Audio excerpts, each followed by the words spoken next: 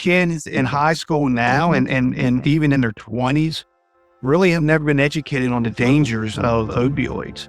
70 to 85% of all the crime in this county, it's all substance abuse related. These 5 minutes I'll be speaking that somebody in the United States will die of a drug overdose, and it is almost a 72% chance that during those 5 minutes, it will be fentanyl related.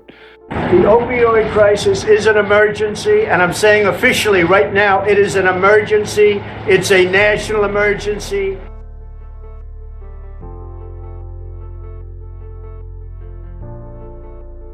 In the last 10 years, drug-related overdoses have grown substantially. Opioids kill over 80,000 Americans a year. Not only opioids such as heroin, codeine, Adderall, and fentanyl are used for pain, but more commonly they are used to get a euphoric sensation. Just this year, task forces have seized over 350,000 dosage units of fentanyl in just Montana alone. This is 2 times the amount from 2022. Even though these drugs are extremely dangerous, fentanyl is 50 times more potent than heroin, and unfortunately, all of these drugs are extremely accessible.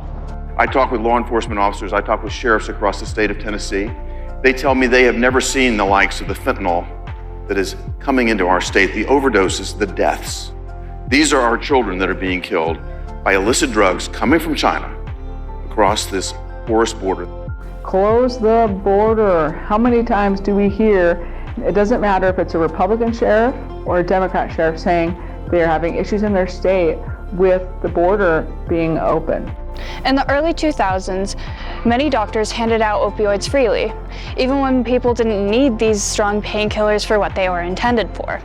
After many large-profile people like Michael Jackson passed, the government decided to put even more restrictions on these strong opioids.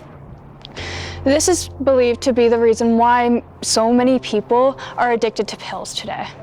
Our message to the president is what are you planning on doing about the opioid epidemic in America? Every town is becoming a border town, and what's worse is this is bringing illegal drugs across our border at record numbers. Over the past 3-4 years, it's just exponentially gone up year after year after year. Humphrey says the drugs coming across here are connected to cartels. However, most of the people actually smuggling the drugs are from the U.S. A large majority of these opioids are manufactured in China, exported to Mexico, and are coming into the United States illegally. In fact, China makes more opioids than anywhere else in the world. Where is it manufactured? China, Hong Kong. They say fentanyl's coming in from Mexico. They were all made in a lab, and they were all made in China, and almost no one knew anything about them. And so I went and found out that fentanyl was the most deadly among them all. As of 2023, there are over 15,000 treatment centers in the U.S., all of which deal with drug addictions. Although they are available, many people have to wait months for an open bed. Even so, these centers are good resources, but oftentimes former drug addicts are required to be drug-free to get into one of these centers, which leads recovering drug addicts into withdrawal. Withdrawal can be more intense than childbirth without epidural. Withdrawal is what happens when opioid receptors are no longer filled. Not only are the symptoms excruciating, but also lead recovering addicts into a state of irritability and discomfort.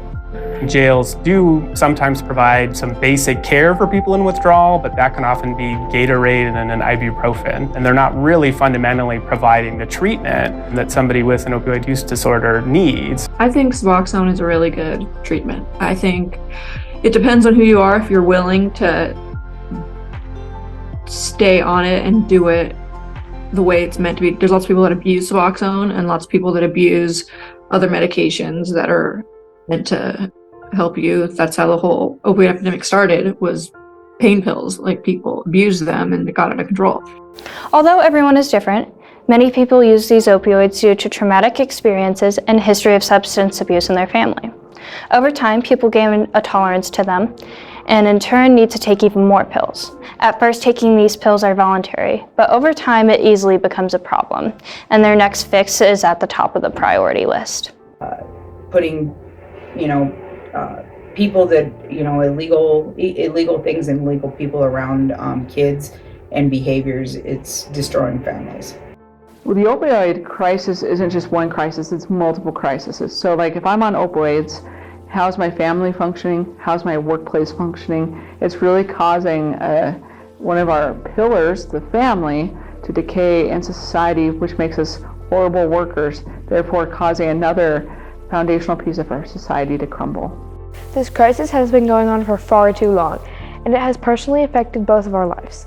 And it's time for the American policymakers to continue addressing this situation and creating policies to help reduce the amount of opioids entering into our country. The border situation in America is not just about immigration. It is also about keeping American citizens and future generations safe from illicit drugs entering our great country.